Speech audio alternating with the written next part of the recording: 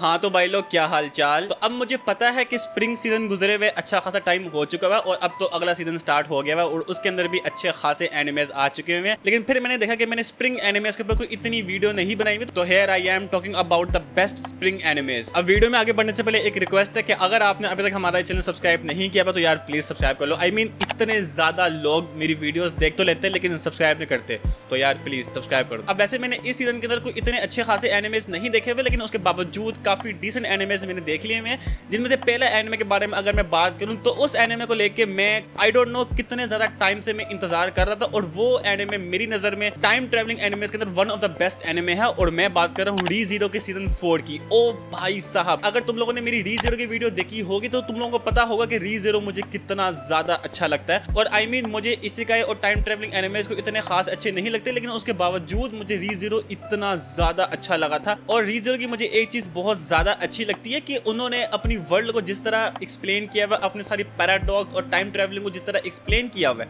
वो चीज़ मुझे बहुत ज़्यादा अच्छी लगती है। और फिर उसके बाद जिस तरह सुबारू का सारा ट्रॉमा होता है, वो सब कुछ, ओ भाई साहब, आई मीन सुबारू जिस तरह मर रहा होता है ना, वो सब कुछ देखने में, और उसकी ऊपर से चीख, जो सुबारू का वॉइस एक्टर है, टॉप नॉच काम किया हुआ उस बंदे ने। आई मीन स्प्रिंग के सीजन के अंदर मैं सबसे ज्यादा एक्साइटेड रीज़ीरो को लेकर ही था। और जब मैंने इसकी फर्स्ट एपिसोड देखी थी तो ओ भाई साहब, मतलब सारी यादें दोबारा आना शुरू हो गई थी कि सुबारू के साथ क्या क्या हुआ था और इस सीजन के अंदर जो सुबारू के साथ हुआ है। अभी तो वैसे सीजन 4 के अंदर 19 एपिसोड्स आनी थी, लेकिन अभी तक सिर्फ 11 एपिसोड्स आई हैं और उसके बाद कोई एपिसोड नहीं आई। लेकिन इन 11 एपिसोड के अंदर जो इन्होंने हमें दिखा दिया, आई मीन वो सारा टावर का सीन जो इन्होंने हमें दिखाया, वो इतना ज्यादा मजे का था। और उसके अंदर जो सुबारू की मेमोरी लॉस हो जाती है, ओ भाई साहब, आई मीन जब सुबारू का वो सारा मेमोरी लॉस वाला सीन हुआ था तो उस वक्त मुझे ऐसा लगा था कि अभी सुबारू मरने के बाद दोबारा पीछे जाके इसकी मेमोरी वापस आ जाएगी।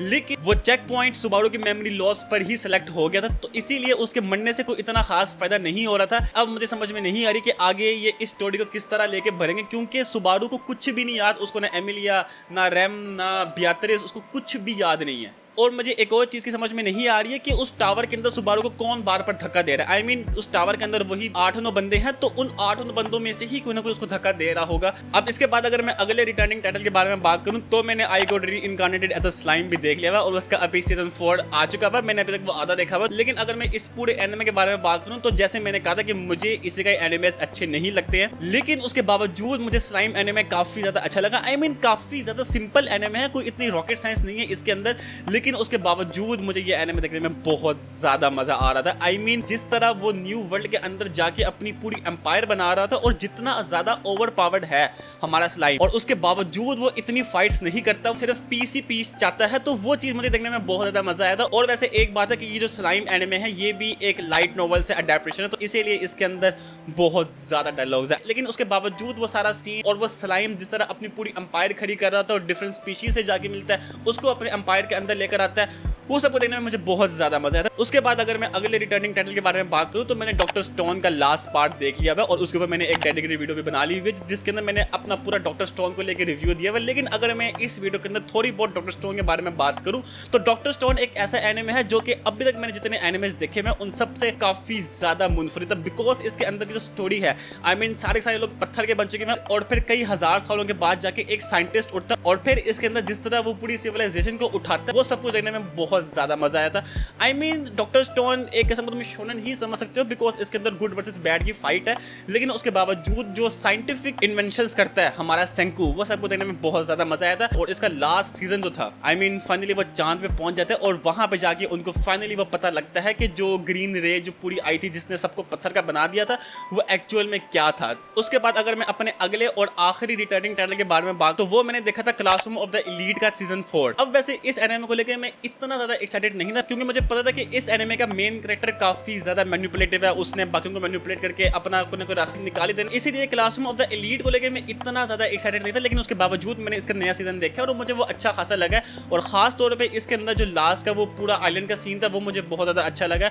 और उसके बाद इस सीजन के अंदर हमें मजीद व्हाइट रूम के कैरेक्टर्स देखने को मिले, तो वो सबको देखने में बहुत ज्यादा मजा आया। अब उसके बाद अगर मैं बाकी एनिमेस के बारे में बात करूं तो हमारे फुल मेटल अल्केमिस्ट ब्रदरहुड के ऑथर हिरोमो आराकावा का एक नया एनिमे आ रहा था जिसका नाम Demons of the shadow realm है। और मजे के बाद इसको हमारा सेम वही स्टूडियो एनिमेट करा है जिसने full metal alchemist brotherhood animate किया हुआ है। जी हाँ, बोन स्टूडियो। स्टोरी के बारे में अगर मैं बात करूँ तो मुझे इसकी स्टोरी काफी ज्यादा इंगेजिंग लगी, बिकॉज इसके अंदर हमें जो एक विलेज दिखाया हुआ है वो विलेज बाकी दुनिया से काफी ज्यादा छुपा हुआ होता है। लेकिन एक दिन उस विलेज के अंदर एक हमला होता है और वो हमला ऐसा होता है कि वो उस पूरे के पूरे विलेज को तबाह कर लेते। और उधर ही जो लोग विलेज पे हमला करते हैं उनमें से एक लड़की होती है जो कि हमारे मेन कैरेक्टर की बहन को मार देती है और वो उसको मारने के बाद ये क्लेम करती है कि मैं उसकी असल बहन हूँ। तो या ये एक थोड़ी बहुत कंफ्यूजिंग सी चीज थी, लेकिन अगर तुम लोग ये एनिमे स्टार्ट करोगे तो तुम लोगों को इन दोनों की पीछे की स्टोरी के बारे में पता लग जाएगा। अब इस एनिमे के अंदर भी हर बंदे के पास एक स्पेशल पावर होती है जिसको डेमन्स कहते हैं, और हमारे मेन कैरेक्टर के पास भी 2 डेमन्स होते हैं लेफ्ट और राइट के नाम से, जो कि बहुत ज्यादा पावरफुल होते हैं। अब इसके बाद जो एनिमे है उस एनिमे को लेके इस सीजन की स्टार्टिंग में से ही बहुत ज्यादा हाइप बनाई जा रही थी और जितनी ज्यादा बातें उस एनिमे को लेकर हो रही, आई डोंट थिंक सो कि और किसी एनिमे को लेके उतनी ज्यादा बातें हो रही थी। मैं बात करूं विच हैट एटलियर की, और हाँ इसके बारे में बात होना बनती भी है बिकॉज इसके अंदर की जो एनिमेशन है वो इतनी ज्यादा प्यारी है और इतनी ज्यादा आई प्लीजिंग, बिकॉज इन्होंने इस एनिमे को एनिमेट करने में अच्छे खासे 2-2.5 साल लगाए हैं। तो इसीलिए इस एनिमे के अंदर छोटी से छोटी डिटेल्स को भी अच्छा खासा ध्यान दिया। बाकी मैंने इस एनिमे के ऊपर एक डिटेल वीडियो बनाई हुई, तुम लोग जाके देख सकते हो। अभी के लिए मैं तुम लोगों को ये कहना चाहता हूँ कि अगर तुम लोगों को मैजिक टाइप के एनिमेस अच्छे लगते हैं तो फिर तुम लोगों को ये एनिमे देखने में बहुत ज्यादा मजा आएगा। उसके बाद अब पिछले सीजन के अंदर मैड हाउस का भी एक एनिमे एयर हो रहा, और उस एनिमे का ट्रेलर देखकर ही मैं इतना ज्यादा एक्साइटेड हो गया था। और मैंने वैसे इस एनिमे के ऊपर एक डेडिकेटेड वीडियो बनाई हुई है, तुम लोग को जाके देख सकते हो।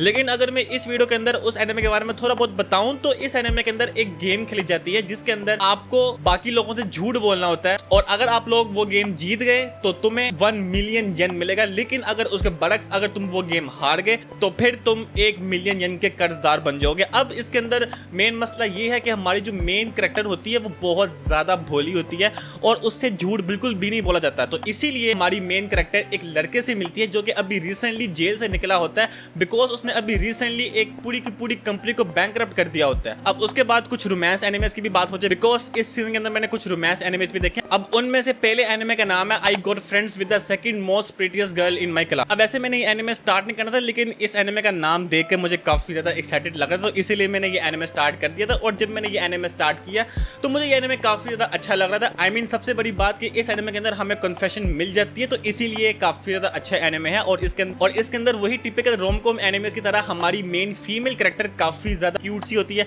और उसके बरक्स हमारा जो मेन मेल कैरेक्टर होता है वो काफी ज्यादा शाय सा और काफी ज्यादा वो बी ग्रेड मूवीज देखता रहता है। अब उसके बाद जो मैंने दूसरा एनिमे देखा था उस एनिमे का नाम मुझे बहुत ज्यादा कन्विंसिंग लग रहा था। उस एनिमे का नाम है girls can't be kind to otaku, और मैं तुम लोगों को सच बताऊं जैसा मुझे लग रहा था ये एनिमे बिल्कुल वैसा था, बिकॉज इसके अंदर जो हमारा मेन कैरेक्टर होता वो एक्चुअल में एक ओताकू होता और वो बस 24 में से 28 घंटे एनिमे ही देखता रहता है, और एनिमे भी वो एक खास एनिमे देखता रहता है। और उस एनिमे के पीछे वो इतना पागल हो जाता है कि हर तरह की मर्च, हर तरह की फिगरीन उसके पास पड़ी होती है, और चूंकि वो पूरा दिन एनिमे देखता रहता है तो इसी वो क्लास के अंदर काफी ज्यादा खामोश रहता था। एक दिन उसको एक लड़की मिलती है जिसको सेम वो एनिमे अच्छा लगता है, और इवन तो वो भी अच्छी खासी फैन गर्ल होती है उस एनिमे की। अब बीइंग एन एनिमे फैन ये तो एक बहुत बड़ी विन विन सिचुएशन है कि सामने वाली लड़की सेम आपके वाले एनिमे की फैन गर्ल है। उसके बाद अगला और लास्ट एनिमे जो इस लिस्ट के अंदर मैंने रखा हुआ है वो मैंने बस चिल में स्टार्ट किया था, लेकिन इट टर्न्स आउट मुझे काफी ज्यादा अच्छा लगना शुरू हो गया था, और उस एनिमे का नाम है किल ब्लू। अब ये एनिमे मुझे क्यों इतना ज्यादा अच्छा लगा था,